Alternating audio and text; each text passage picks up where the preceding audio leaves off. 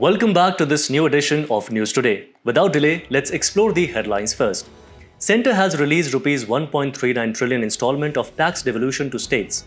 A paper titled 250,000 Democracies, a review of village government in India working has been released. A report titled Raising Ambition, Accelerating Action Towards Enhanced NDCs for Forests has been released. A study has been conducted on urbanization and regional climate change linked to warming of Indian cities. United Nations proclaimed 2025 as the International Year of Quantum Science and Technology. Karnataka government's temporary ban on a film triggers freedom of artistic expression debate. In an important update on the financial relations between the Union and the states in India, the Centre has released a substantial installment of Rs 1.39 trillion for tax devolution to the states. This amount includes the regular monthly devolution along with an additional installment aimed at accelerating development and capital spending in the states. To put this into context, the interim budget for 2024-25 has allocated Rs 12,19,783 crore for the devolution of taxes to the states. But what exactly does devolution of taxes mean? Under Article 270 of the Constitution, the net tax proceeds collected by the Union government, including corporation tax, personal income tax and central GST, are distributed between the Union and the states. This distribution is based on the recommendations of the Finance Commission, which is constituted every 5 years as per Article 280. However, it's important to note that this divisible pool does not include cess and surcharge levied by the Centre. Now let's break down the basis of this devolution. It involves two main components, vertical and horizontal devolution. Vertical devolution refers to the share of states from the divisible pool, which currently stands at 41% based on the recommendations of the 15th Finance Commission. Horizontal devolution, on the other hand, is about how this share is distributed among these states. According to the 15th Finance Commission, the criteria and their respective weights are as follows.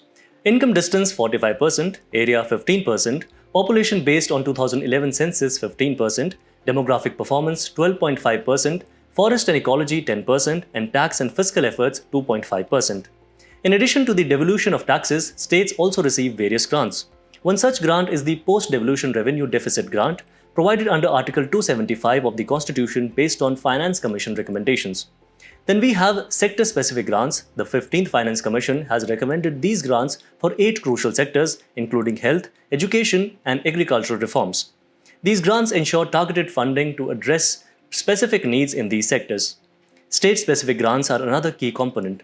These are recommended by the 15th Finance Commission for areas such as social needs, administrative governance and infrastructure, water and sanitation, preservation of culture and historical monuments, high-cost physical infrastructure and tourism. These grants are tailored to address unique state-specific requirements. In conclusion, the recent release of Rs 1.39 trillion for tax devolution to states underscores the Centre's commitment to bolstering state finances and promoting balanced regional development. Ahead in the news, we delve into the intricacies of India's village government system as analysed in a recent policy research working paper titled 250,000 Democracies, a review of village government in India, released by the World Bank Group. This paper analyses the significant role of the 73rd Constitutional Amendment in shaping India's democratic journey. Let's begin by revisiting the essence of the 73rd Constitutional Amendment. Enacted in 1992, this amendment enshrines certain basic and essential features of Panchayati Raj institutions into the Indian Constitution. The goal was to ensure certainty, continuity, and strength for these institutions. This amendment added Part 9 to the Constitution, covering provisions from Article 243 to 243O. It established the Gram Sabha as a permanent unit consisting of all persons registered in the electoral rolls relating to a village. The amendment also introduced a 3-tier system of PRIs at the village, intermediate and district levels. However, states with populations below 20 lakhs may not have the intermediate level. Significantly, the amendment provided for the reservation of seats for scheduled castes and scheduled tribes at every level of panchayat in proportion to their population. Additionally, it mandated a 1/3 reservation of seats for women, promoting greater gender inclusivity in local governance. Now, moving on to the key findings of the paper. Firstly, the issue of funds. PRIs rely almost entirely on grants from state and national authorities, which significantly limits their financial autonomy and ability to self-govern effectively. Next, there's a lack of functionaries. The scarcity of panchayat secretaries is a notable problem, with an average of only 0.67 panchayat secretaries per gram panchayat. this figure drops dramatically in states like Uttar Pradesh, where it's as low as 0.33. Moreover, the process of re-centralization is a growing concern. The autonomy of local governments is being eroded through mechanisms like MIS-based beneficiary selection and digital tracking of beneficiaries, undermining the decentralized governance model intended by the amendment. Additionally, the reservation system has notably impacted the profile of households that produce candidates. Reservations for women and certain castes have changed the dynamics and inclusivity of local governance. The paper also offers several key recommendations to address these issues. Firstly, building local tax capacity is crucial. This involves improving property records and giving panchayats more freedom to levy taxes. Strengthening Gram Sabhas is another vital recommendation. Increasing their frequency and expanding their powers to include critical areas such as village planning and the selection of beneficiaries for public programs are suggested steps. Furthermore, enhancing SHG panchayat linkages is recommended. Creating more convergence and coordination between self-help groups and panchayats would improve the functioning of panchayats and balance their decisions to better reflect the needs of women. In conclusion, while the 73rd Constitutional Amendment was a landmark step in empowering local self-governance in India, the recent analysis by the World Bank Group highlights critical areas that need attention. In our next news, we delve into an urgent and pressing topic, the state of our forests and the global efforts to protect, manage and restore them. The UN Environment Programme recently published a revealing report titled Raising Ambition, Accelerating Action Towards Enhanced NDCs for Forests. First, let's understand what Nationally Determined Contributions or NDCs are. NDCs represent the efforts by each country to reduce national emissions and adapt to the impacts of climate change. These are updated every 5 years starting from 2020. Now on to the key findings of the report. Between 2019 and 2023, an average of 5.6 billion tons of CO2 equivalent was emitted annually from tropical deforestation in the top 20 countries. That's a staggering figure. Despite this, only 8 countries have explicit quantified targets to reduce deforestation and all fall short of the global ambition to halt deforestation by 2030. Furthermore, only 38% of parties to the UN Framework Convention on Climate Change include measures to reduce the conversion of forests and other ecosystems. So what are the drivers behind this alarming rate of deforestation? Agriculture stands out as a major cause. For instance, in Indonesia, deforestation rates are closely tied to fluctuations in market prices of oil palm. Additionally, ineffective and poorly enforced land use policies exacerbate the problem. The high deforestation rate in the Brazilian Amazon, for example, can be attributed to a reduction in environmental policies. The report also provides key recommendations to address these challenges. One crucial suggestion is that NDC targets should be designed with inclusivity, considering the diverse needs and perspectives of indigenous peoples and local communities. Additionally, there is an emphasis on retaining primary forests rather than replacing them with planted forests. Strengthening, enhancing, and aligning forest-based measures mentioned in NDCs with clearly defined national policies is also vital. Now, let's look at the international efforts to prevent deforestation. The REDD+ mechanism, adopted at UNFCCC Conference of Parties 13, aims to reduce emissions from deforestation and forest degradation. The New York Declaration on Forests aimed to halve deforestation by 2020, while the Glasgow Leaders' Declaration on Forests and Land Use set a goal to halt and reverse forest loss and land degradation by 2030. Additionally, the Bonn Challenge has set a global goal to bring 150 million hectares of deforested and degraded land into restoration by 2020 and 350 million hectares by 2030. In conclusion, the UNEP report highlights significant gaps in our current efforts to protect our forests. With deforestation continuing at an alarming rate, it is crucial that countries enhance their NDCs with clear, ambitious, and inclusive targets. In our next news, a new study has revealed the compounding effects of urbanization and climate change on warming in Indian cities. The research, based on data from 141 prominent cities across the country, shows that urbanization alone has led to an overall 60% enhancement in warming, with Eastern Tier 2 cities being the most affected. Let's delve further into some more key findings of the study.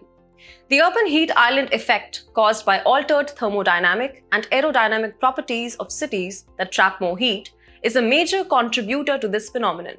Cities are experiencing enhanced warming, almost double as compared to the entire Indian domain.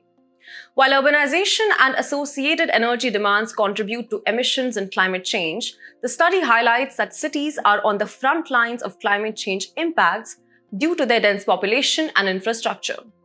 Factors driving this urbanization-linked warming include the reduction of vegetation and green spaces, the absorption and release of heat by concrete and asphalt surfaces, and increased human activities, vehicular emissions, and industrial output, leading to higher levels of greenhouse gases.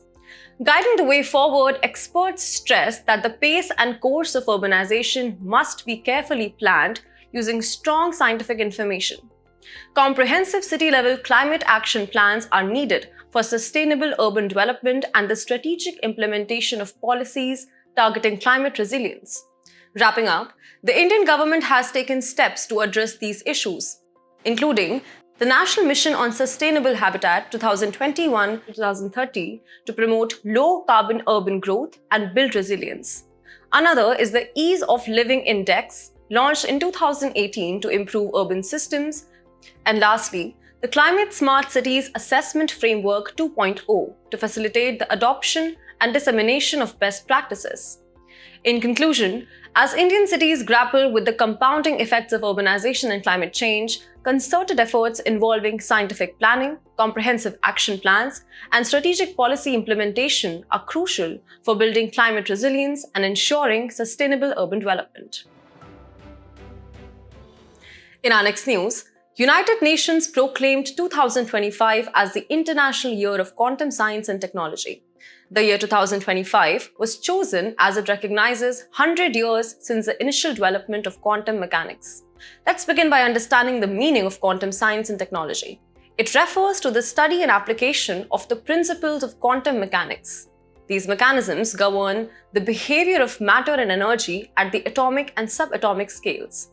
The postulation is based on certain foundational concepts of quantum mechanics. Let's discuss them one by one. First, we have wave-particle duality. It refers to the extremely small objects that have characteristics of both particles, which are tiny pieces of matter, and waves that are the disturbance or variation that transfers energy. Second is the quantum superposition. In quantum mechanics, a particle or system can exist in a superposition of multiple states simultaneously until it is measured. Third is the entanglement, in which two particles are linked up in a certain way, affects one another, and remain linked irrespective of the distance. Lastly, the uncertainty principle. We cannot know both the position and speed of a particle, such as photon or electron, with perfect accuracy at the same time. In terms of the applications of quantum science and technology, it is beneficial for our industry and infrastructure as it drives technological innovation and secures financial infrastructures through quantum communication. Additionally, quantum photonics is advancing medical imaging and diagnosis, and quantum chemistry is supporting development of new vaccines and drugs. Also, it leads to more energy-efficient and affordable solar cells and low-emission LED light sources, improving accuracy of long-term climate models. Wrapping up, here are some initiatives taken in India in the field. National Quantum Mission 2023, which aims to seed, nurture, and scale up scientific and industrial R&D and create a vibrant and innovative ecosystem in quantum technology.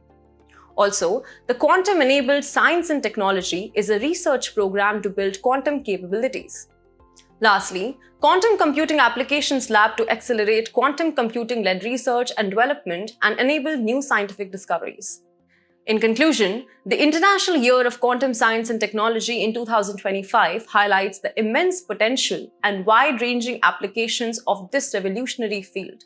With concerted efforts from nations worldwide, quantum mechanics promises to unlock game-changing solutions across industries and scientific domains. In our next news, the Karnataka government's recent decision to temporarily ban the release of a Hindi film for 2 weeks has reignited the debate surrounding freedom of artistic expression in India. The ban was imposed with the stated goal of preventing potential religious discord and preserving communal harmony within the state. The principle of freedom of artistic expression holds that an artist should be unrestrained by law or convention in the making of their art. Now, let's discuss in detail the freedom of artistic expression in India. In India, the Supreme Court in the landmark Rangarajan vs. P. Jagjeevan Ram case of 1989 upheld that movies enjoy the rights guaranteed under Article 19, Clause 1, Subclause A of the Constitution, which protects freedom of speech and expression. Provisions for freedom of opinion and expression are also enshrined under the Universal Declaration of Human Rights, as well as International Covenant on Civil and Political Rights, to which India is a signatory. This brings us to the question, why do films stand on a slightly different plane from other forms of expression? Based on the observations in Rangarajan versus P. Jagjeevan Ram case, the Supreme Court acknowledged that the combination of act, speech, sight and sound in the semi-darkness of a theatre, coupled with the elimination of distracting ideas, can have a strong impact on the minds of viewers and affect their emotions. Therefore, it cannot be equated with other modes of communication, and censorship by prior constraint is therefore not only desirable but also necessary. As a result, the court stated that films cannot be equated with other modes of communication. While the government's decision to temporarily ban the film has raised concerns about artistic freedom, the state maintains that preserving communal harmony and preventing potential religious discord is a priority. In today's Place in News, we will discuss Malawi with its capital, Lilongwe. Malawi Vice President was killed in a plane crash in the Chikangawa mountain range. Let's talk about its political features. It is a landlocked country in southeastern Africa. Its neighboring countries are Mozambique in the east and south, Zambia in the west, and Tanzania in the north. In terms of its geographical features, its relief consists of 4 basic regions: Great African Rift Valley, Central Plateaus, the highlands, and the isolated mountains. Its major lakes are Lake Malawi and Lake Chilwa, and major rivers are Rukuru, Dwangwa, Lilongwe, Bua, etc. Its major ranges include Mount Mulanje, Mount Nakotswe, Mount Sol, Mount Namasail, etc. Its highest peak is Sapitwa Peak in Mount Mulanje. As we conclude today's main news, let's have a look at some quick updates. Quality Council of India or QCI celebrates World Accreditation Day, a global initiative to promote the value of accreditation, formal recognition of meeting established quality standards. QCI is a non-profit organization registered under the Societies Registration Act 21 of 1860. Bilateral Japan-India Maritime Exercise 2024 commenced at Yokosuka in Japan. This is the 8th edition since its inception in 2012. In a recent joint statement, BRICS Ministers for Foreign Affairs emphasized the need to discuss a legal multilateral instrument on prevention of arms race in outer space or PEROS. If we talk about the PEROS Treaty, then in 2008, a draft treaty submitted to the Conference on Disarmament aims to refrain state parties from placing objects carrying any type of weapon into orbit, installing weapons on celestial bodies, and threatening to use force against objects in outer space. Research has found that snow leopards also eat plants despite being carnivorous.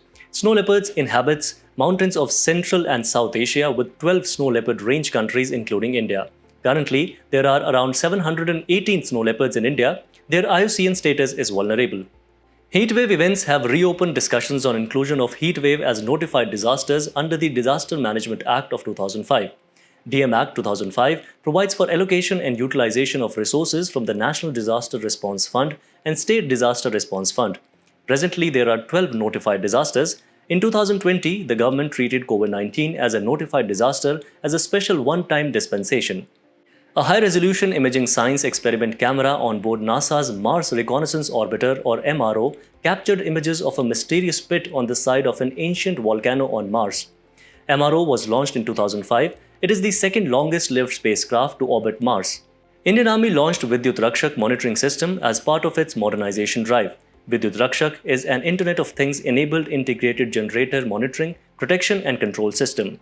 It is indigenously developed by the Army Design Bureau. Researchers from IIT Madras and NASA are studying multi-drug resistant or MDR pathogens, particularly Enterobacter bugandensis, on the International Space Station. Enterobacter species are on the WHO priority list for developing new antimicrobials.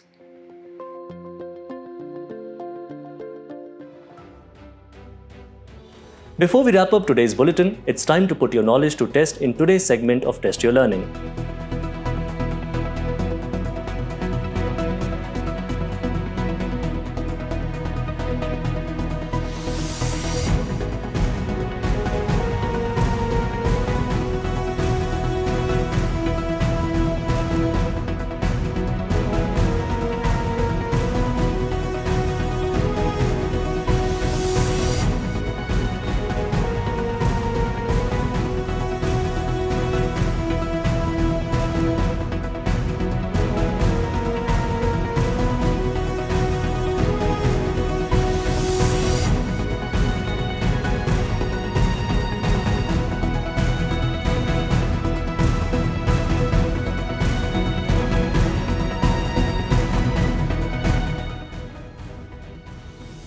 Thank you for joining us. We hope you enjoyed this edition of News Today. For the solutions to today's quiz and to access the PDF version of News Today, remember to visit the provided links in the description below.